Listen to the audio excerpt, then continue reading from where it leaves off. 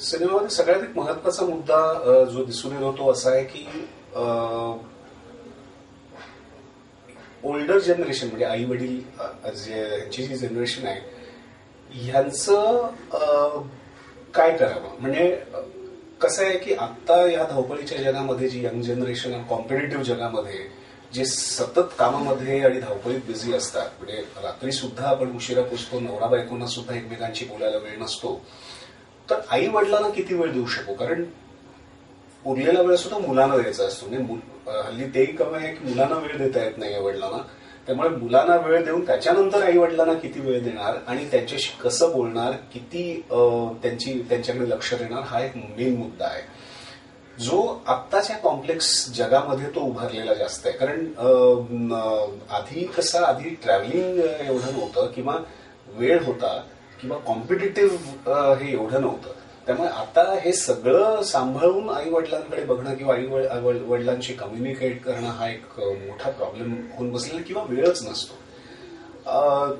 त्याच्यामुळे त्यांना जो एक नेग्लिजन्सचा जो एक फील येतो किंवा त्यांना असं वाटतं की अरे माझ्याकडे कोणी बघतच नाही, आमच्याकडे कोणाचं लक्षच नाही आहे, हा एक कॉमन पॅटर्न आहे आणि तो साहजिक आहे, स्वाभाविक आहे. कारण त्यांची गरज कम्युनिकेशन आहे की त्यांना फार त्यांची आता अपेक्षा नसते पण निदान 4 शब्द बोलावे किंवा एक 4 शब्द एक फॅमिलीने एकत्र जेवावं हा एक असतो. तर हे एकत्र जेवण पण हल्ली फार कमी होतं, तर वेळ देणं तर राहिलंच बाजूला. त्यामुळे त्यांचा हा जो क्रायसिस आहे हा कसा सॉल्व्ह करायचा. तर मग एक सोय आहे की वृद्धाश्रम, की जिथे त्यांच्या सगळ्या वयाची सगळी लोक एकत्र असतात, त्यांना त्यांच्या एकत्र शेअरिंगमुळे किंवा एकत्र राहण्यामुळे त्यांना एक स्पेस त्यांची मिळते जी त्यांची स्लो पेस असते, धावपळ नसते, त्यांचं एक रुटीन असतं, त्यांना कोणी सांगणारं टोकणारं नसतं. प्लस सगळीच त्यांच्या वयाची असल्यामुळे एकमेकांना वेळ खूप देऊ शकतात. हा एक मेजर फॅक्टर असल्यामुळे वृद्धाश्रमात हल्ली गर्दी होताना दिसते किंवा वृद्धाश्रम बुक झालेली आहेत अशी हल्ली दिसतात. पण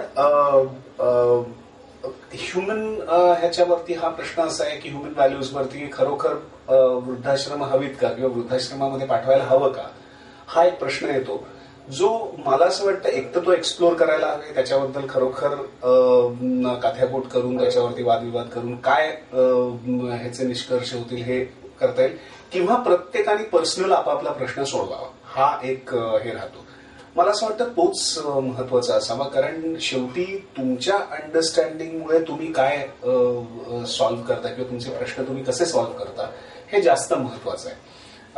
कारण शेवटी फॅमिली तुमची आहे, प्रत्येक इंडिव्हिज्युअल ह्यांची फॅमिली आहे, त्यांचं अंडरस्टँडिंग वेगळं असलं पाहिजे. कारण प्रायोरिटीज कोणाच्या काय बदलत असतात वी डोंट नो. त्यामुळे तुमच्या प्रायोरिटीज काय आहेत, तुमचं अंडरस्टँडिंग काय हे महत्वाचं आहे असं मला वाटतं.